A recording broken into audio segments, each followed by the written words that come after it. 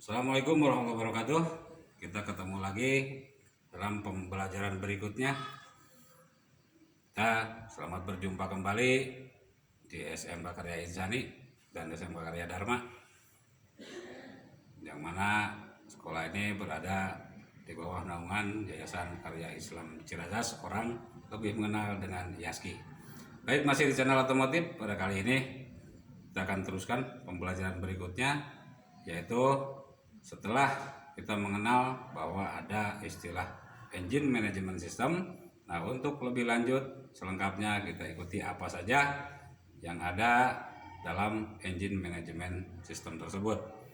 Harapannya semoga anak-anakku sekalian bisa tetap mengikuti belajar walaupun ada di rumah. Semuanya serba bisa pada zaman sekarang, tidak lagi istilah kata susah. Dunia semakin maju, kita belajar pun harus lebih maju. Tanpa bertatap muka di sekolah, insya Allah ketika ini diikuti dengan baik, maka semuanya akan bermanfaat yang sama. Baik, kita akan teruskan tentang engine management system. Kita akan lihat dan silakan persiapkan catatannya supaya bisa catat. Bapak akan menerangkan apa saja bagian-bagian dari sistem ECU atau Electronic Control Unit. Baik, siapkan alat tulisnya. Baik, pada sistem ECU ini semua mungkin sudah mendengar dan sudah mengenal bahwa ECU ini adalah merupakan komponen utama pada sistem EPI, yang mana ECU itu merupakan sistem komputer yang terdiri dari, yang pertama ada PCM atau Powertrain Control Module, itu ada pada sistem ECU. Kemudian yang kedua ada BCM atau Body Control Module, itu pun semuanya merupakan bagian dari rangkaian kerja ECU atau program yang ada di ECU. Kemudian yang ketiga TCM, Transmission Control Module. Yang keempat ABS Control Module. Nah, kita mengenal ABS ini adalah Auto Lock Brake System. Ini berada pada sistem rem. Ini pun sudah dikendalikan oleh sistem ECU. Nah, kemudian ada HVAC Control Module.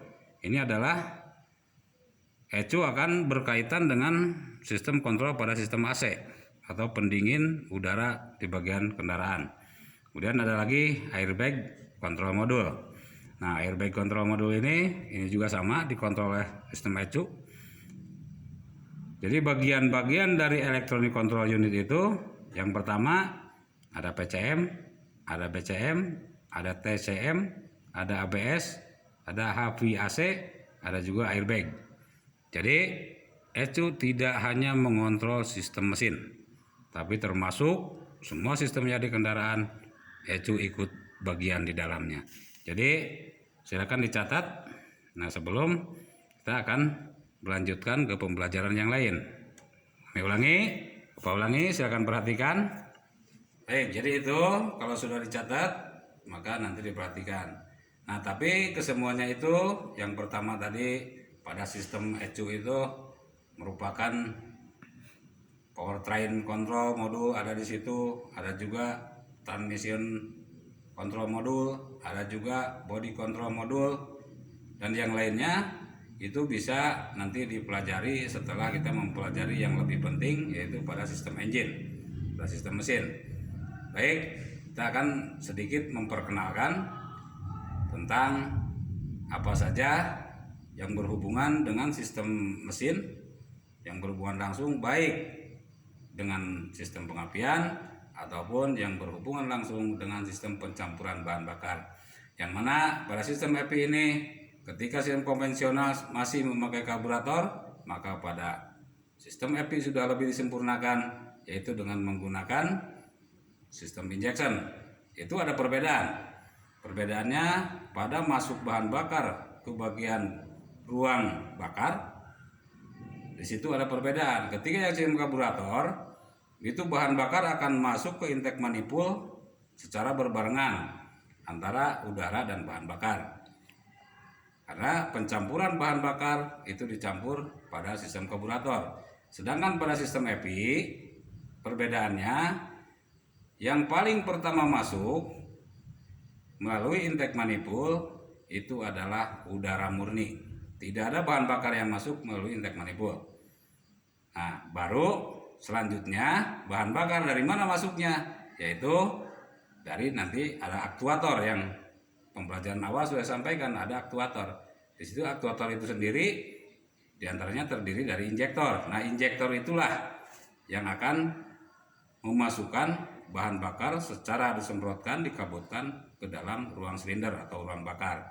Jadi itu perbedaannya. Jadi bedanya masuk bahan bakar antara sistem konvensional dengan sistem EPI. Yang pertama, pada sistem konvensional melalui karburator dicampur bahan bakar dan udara di karburator, maka masuklah melalui intake manifold, kemudian masuk di ruang bakar sampai terbakar. Nah, kalau sistem EPI yang pertama kali masuk melewati intake manifold itu adalah udara murni, oksigen murni. Baru bahan bakar akan masuk dengan menggunakan injektor. Makanya disebutlah sistem injection. Baik, itu untuk pertemuan yang kedua. Nanti lebih jelasnya mengenai sensor-sensor dan apa saja yang berhubungan dengan sistem EPI ini akan disampaikan pada video berikutnya. Wassalam.